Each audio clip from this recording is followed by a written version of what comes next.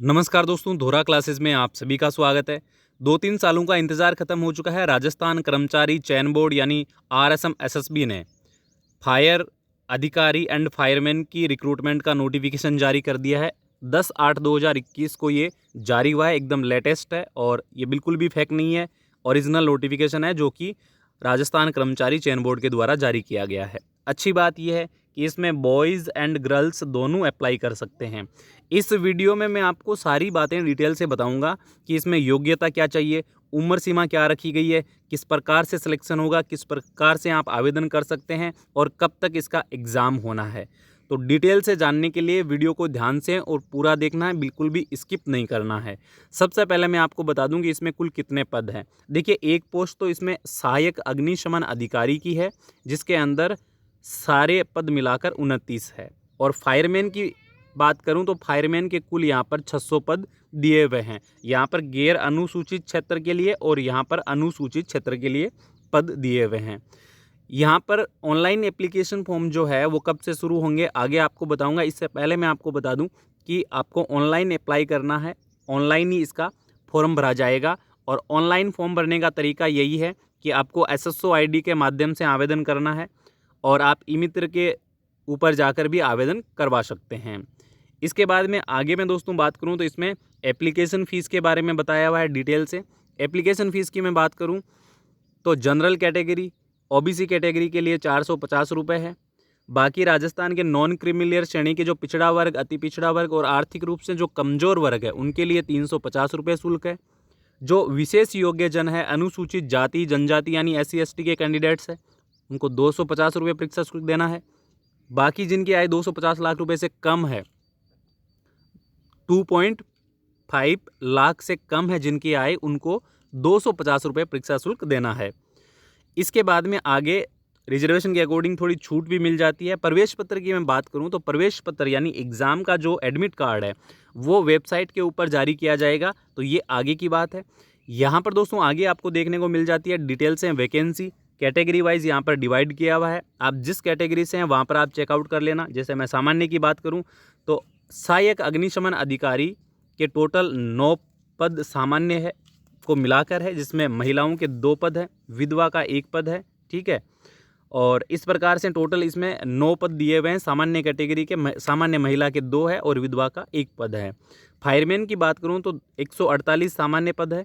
इसके बाद महिला के 43 पद है और विधवा के यहाँ पर 16 पद है और परित्यक्ता के यहाँ पर 4 पद दिए हुए हैं। तो यहाँ पर कैटेगरी वाइज आपको पोस्ट डिटेल मिल जाएगी, तो आराम से आप चेकआउट कर लेना आप जिस भी कैटेगरी से हैं।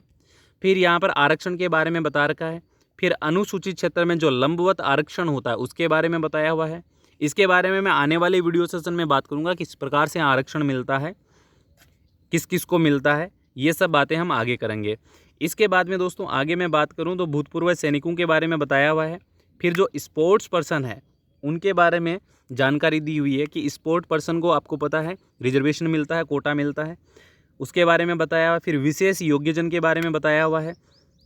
इसके बाद में वेतनमान के बारे में बताया हुआ। वेतनमान की मैं बात करूं तो यहाँ पर जो अग्निशमन अधिकारी है उसका वेतनमान पे मैट्रिक्स लेवल 8 रहेगा और जो फायरमैन है उसका पे मैट्रिक्स लेवल 4 रहने वाला है। ठीक है, इसके बाद में आगे बात करें तो शैक्षणिक योग्यता और पात्रता के बारे में बताया हुआ है। यहाँ पर दोस्तों अगर आप अग्निशमन अधिकारी का फॉर्म भरना चाहते हैं तो आपके पास में ग्रेजुएशन की डिग्री होना ज़रूरी है।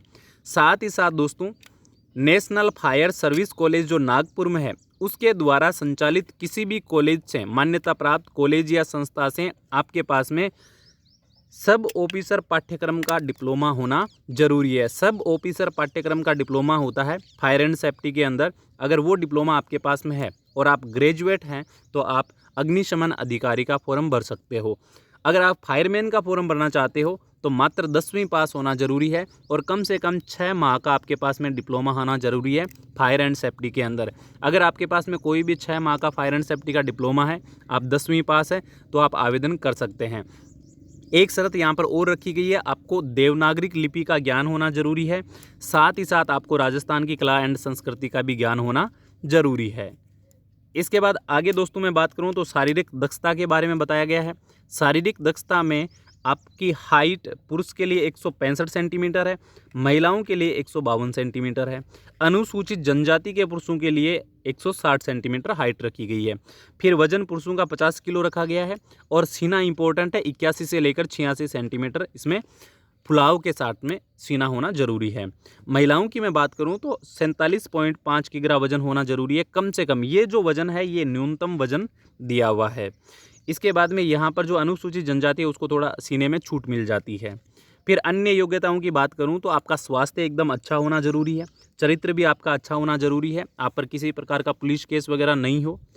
फिर राष्ट्रीयता की बात करें तो भारत का कोई भी नागरिक इसके लिए आवेदन कर सकता है। ये जरूरी नहीं है कि खाली राजस्थान वाले ही आवेदन करेंगे, बाहर के लोग भी आवेदन कर सकते हैं।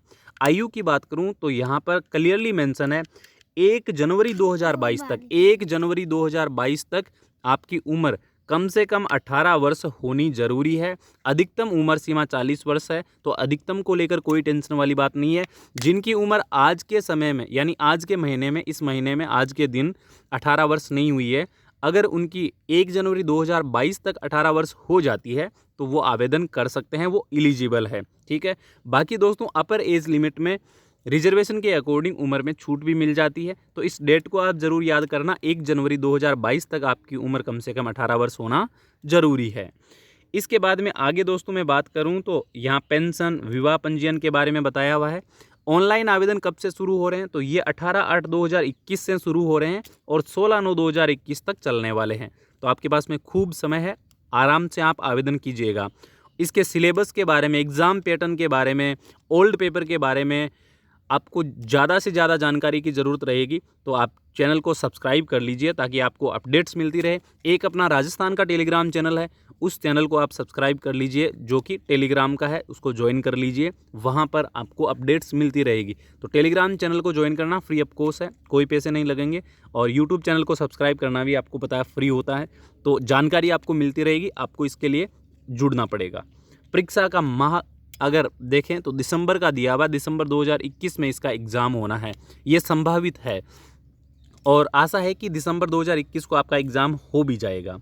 अनापत्ति प्रमाण पत्र के बारे में बताया हुआ है। फिर नियुक्ति की योग्यताओं के बारे में यहाँ पर कुछ चीज़ें डिटेल से बताई हुई है। इसके बाद आवेदन कैसे करें तो मैंने आपको बता ही दिया, ऑनलाइन आवेदन करना है ई मित्र के माध्यम से। यहाँ पर कैसी फ़ोटो लगाना है, किस प्रकार से सिग्नेचर लगाना है, उन सब चीज़ों के बारे में आपको डिटेल से जानकारी मिल जाती है। जैसे ही ऑनलाइन एप्लीकेशन फॉर्म्स स्टार्ट हो जाएंगे मैं आपको डिटेल से बताऊँगा कि कैसे आवेदन करना है, कौन कौन से डॉक्यूमेंट्स चाहिए, कैसे आपको फॉर्म भरना है। आप खुद से भी फॉर्म भर सकते हो, ज़रूरी नहीं ई मित्र पर जाकर ही फॉर्म भरवाओ। खुद से कैसे फॉर्म भर सकते हैं इसके बारे में मैं आगे वीडियो सेशन करवाऊंगा, तो उसमें जानकारी दूंगा जब आपके ऑनलाइन एप्लीकेशन फॉर्म स्टार्ट हो जाएंगे। ठीक है।